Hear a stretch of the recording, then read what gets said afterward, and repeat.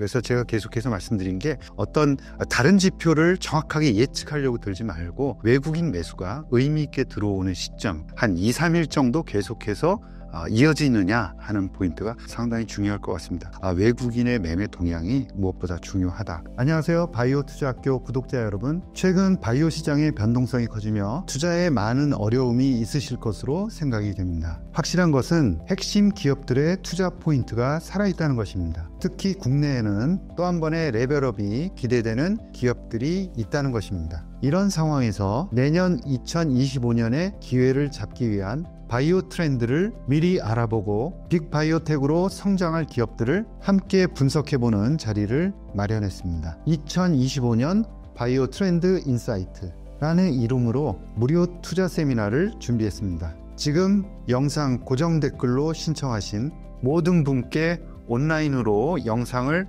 보내드리고자 합니다. 연말 연초뿐만 아니라 내년 전체의 투자를 준비하시는데 많은 도움이 되시길 바랍니다. 함께 해주실 분들은 고정 댓글의 링크를 통해 신청해 주시길 바랍니다.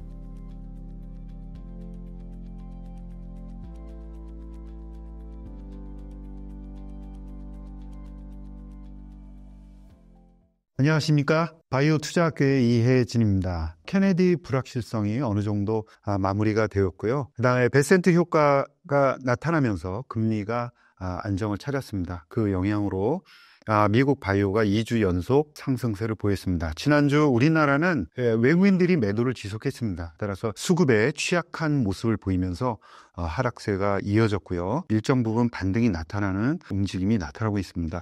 미국 나스닥과 우리나라 바이오가 계속 엇갈린 모습으로 가기는 어렵습니다. 그래서 미국을 보면 2주 연속 상승하는 모습이 나타났고요. 따라서 우리나라도 어느 정도 안정을 찾는 모습입니다. 외국인 매수도 오늘 1,800원대 들어오는 그런 모습을 볼 수가 있고요. 따라서 미국이 안정되면서 국내가 반등하는 그런 모습이 나타나고 있습니다.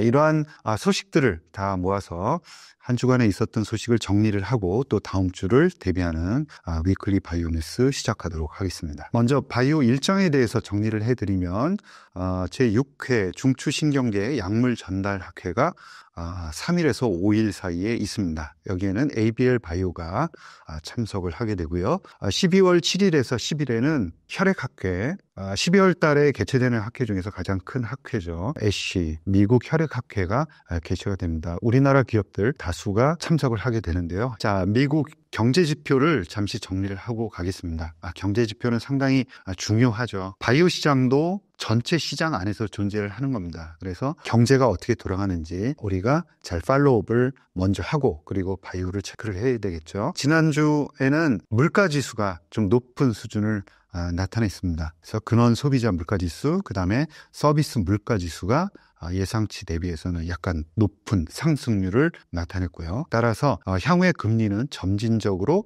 인하를 할 것이다. 이런 전망이 좀 무색하게 나타나고 있습니다. 바이오에는 부정적인 그런 영향이다라고 볼 수가 있는데요. 월가 출신인 스콧 베센트가 재무부 장관으로 지명되면서 트럼프 정부의 미국 중심의 정책이 다소 완화된 방향으로 나타날 것이다. 이런 기대감이 나타났습니다. 물가지수는 높아졌지만 다소 시장금리는 떨어지는 그런 안정된 모습을 보였습니다. 따라서 바이오도 긍정적인 흐름이 나타났고요. 미국 바이오 지수는 주간 단위로 보면 2% 이상 상승하는, 그러니까 2주 연속 18일부터 시작을 해서요 말일까지 한 2주 정도 계속해서 상승하는 긍정적인 흐름이 나타났습니다. 지수를 볼까요? 금리가 다소 완화되는 모습을 볼 수가 있습니다. 오렌지 색깔의 금리가 점차 하락하는 그런 모습이 나타나고 있고요.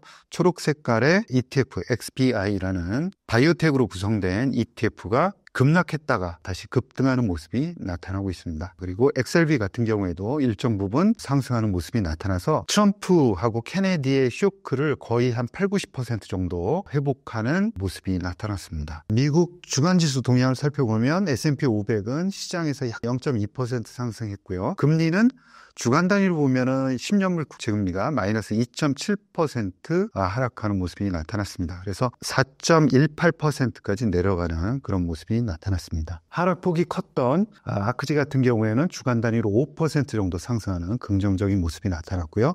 XBI 같은 경우에도 주간 단위로 약 0.7% 정도 추가적으로 상승을 보였습니다. 대형주로 구성된 XLB 같은 경우에는 주간 단위로 1.3% 정도 상승을 해서 시장 대비해서 아웃퍼폼하는 모습이 나타났습니다. 한 2주 정도는 계속해서 긍정적인 모습이 나타났다라고 요약할 수 있을 것 같고요. 국내는 지난주에 코스피가 마이너스 1.8%, 코스닥 제약지수가 마이너스 0.4% 떨어졌습니다. 그렇지만 주요 핵심주들에 집중적으로 투자되어 있는 액티브 바이오 ETF 같은 경우에는 코악트가 2.4%, 그리고 타임폴리오가 3.6% 상승하는 일정 부분 바이오도 지난주에는 상승 흐름이 나타났다라고 말씀드릴 수가 있습니다. 전체적으로 보면은 나스닥 바이오가 2주 연속 상승하면서 트럼프 불확실성을 떨쳐냈다. 국내 바이오 기관 매도도 일단락이 되면서 어느 정도 국내 액티브 바이오 같은 경우에 상승으로 반전되는 그런 모습을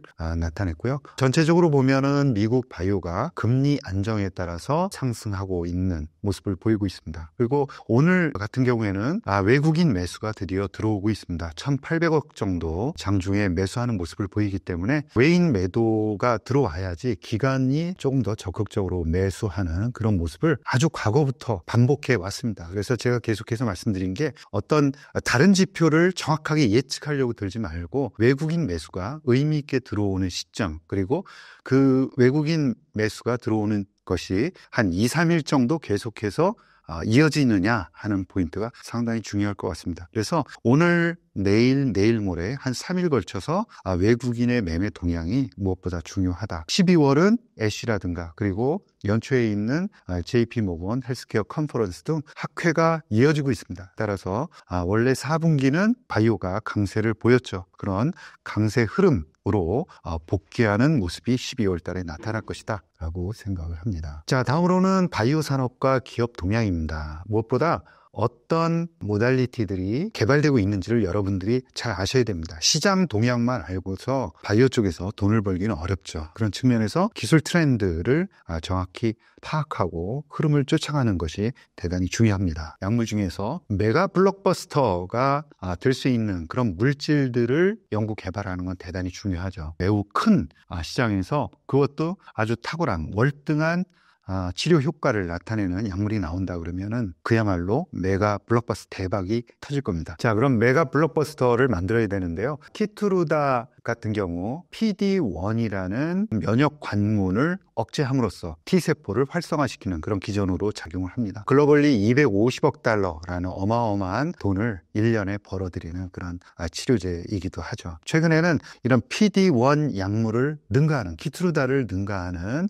PD-1의 VEGF 둘을 억제하는 치료제 연구 개발이 활발하게 진행이 되고 있고요. 서미트라는 회사가 이보네시맙이라는 물질을 가지고 있습니다. 이 회사가 퀵크레이트 홀딩스라는 회사와 합병하기로 동의를 했다라는 소식이 들려오고 있습니다. 이 서미트라는 회사의 주가는 10월 24일 이후에 27% 상승할 정도로 이 PD-1 VEGF라는 이중 항체에 대한 기대감이 상당히 높았습니다. 그리고 M&A 가능성도 있다라는 이야기들이 계속 돌았습니다. 그런데 드디어 퀵크레이트가 서미트를 인수하는 그런 공식적인 뉴스가 있었다라는 소식입니다. 그래서 최근에 보면은 올해 8월부터 9월, 10월, 11월 계속해서 이 PD-1 VEGF 약물에 대한 니즈가 계속해서 올라가고 있습니다. 그리고 약물을 인수하는 그런 거래들이 계속해서 나오고 있습니다. 그래서 인스틸 바이오가 8월 달, 그 다음에 온코 C4가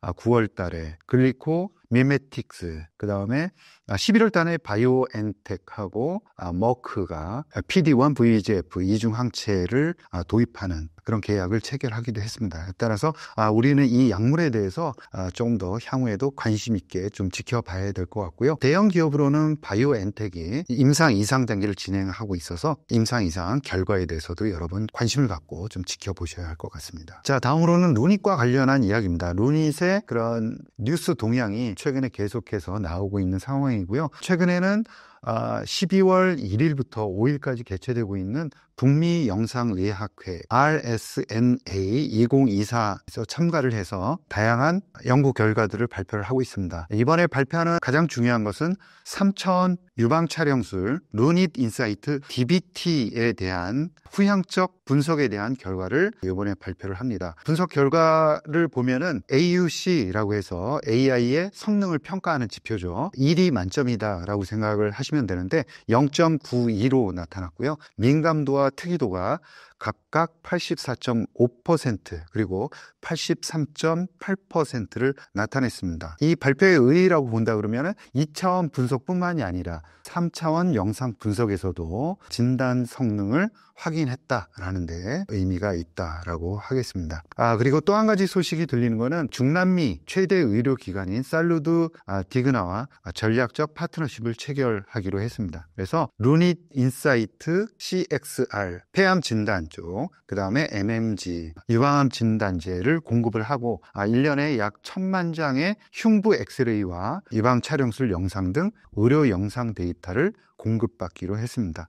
루닛은 앞으로 AI 진단 통합 플랫폼을 지향하는 그런 비전을 발표한 적이 있습니다. 따라서 다양한 그런 데이터들을 계속해서 확보를 해야 된다라고 말씀드릴 수 있고요. 이 멕시코 중남미 지역에 향후 진출하는데 이러한 데이터들은 큰 도움이 되지 않을까라고 생각을 합니다. 자, 퓨처캠이 치유 목적 사용에 대해서 추가적으로 식약처에서 승인을 받았다라는 뉴스가 나왔습니다. 퓨처캠은 방사성 의약품을 개발하는 회사입니다. 전립선암 치료제 FC705에 대해서 식약처로부터 치료 목적 사용에 대해서 추가적으로 승인을 획득을 했습니다. 그래서 치료 목적 사용 제도라는 것은 아직 허가를 받지 않은 그런 의약품에 대해서 다른 치료 수단이 없거나 생명을 위협하는 중증 환자의 치료를 위해서 사용을 허가해주는 제도이기도 합니다. 이 FC705는 투여를 1회로 제한을 했었는데 이번에 6회 반복 투여가 가능하도록 승인을 추가적으로 내준 건데요. 이번 승인은 임상 이상 중간 결과를 발표했죠. 이 중간 결과까지 다 복합적으로 반영된 결과다. 따라서 이 퓨처캠이 내년도 1월 달에요. 임상시험 최종 결과 보고서를 받습니다. 그리고 나서 1분기 내로 임상 3상에 돌입할 예정이기도 합니다. 따라서 긍정적인 5월날 지표를 좀 기대해 볼 수 있지 않을까라고 생각을 하고 있습니다. 다음으로 오름 테라피틱 상장 철회 및 연기에 대한 소식을 전해드리겠습니다. 이 오름 테라피틱은 하반기에 상장하는 대어로 기대를 많이 모았었는데요. 이번에 안타깝게도 상장을 철회하고 내년으로 연기하게 되었습니다. 연기하게 된 가장 중요한 이유는 수요 예측 부진이다 라고 말씀드릴 수 있고요. 최근에 침체된 시장 분위기, 그리고 최근에 동사의 리드 파이프라인이죠. ORM 5029가 임상 일상에서 중대한 이상 사례가 발생해서 임상이 일시적으로 중단된 것도 부진한 수요 예측에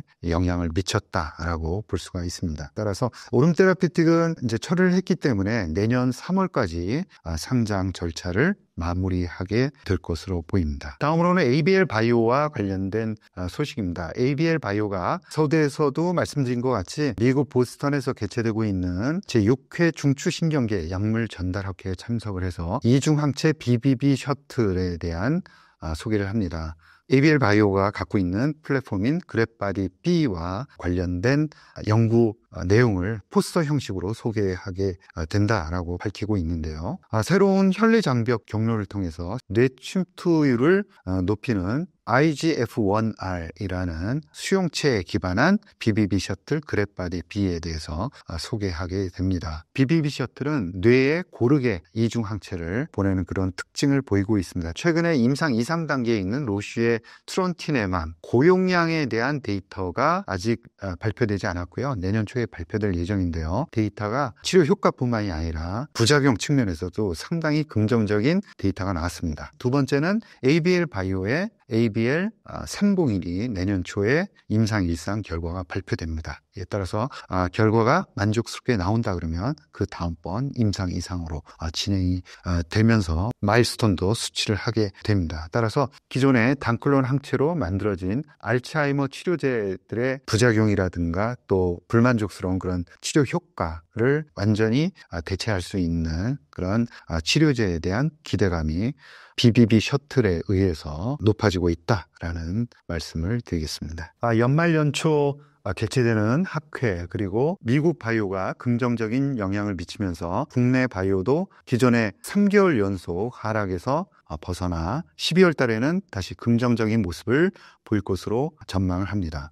매일 바이오 뉴스를 읽는 것은 매우 중요합니다. 제가 매일 아침 보내드리는 데일리 바이오 뉴스는 어스 플러스에서 누구나 무료로 확인하실 수 있도록 공개하고 있습니다. 여러분 감사합니다.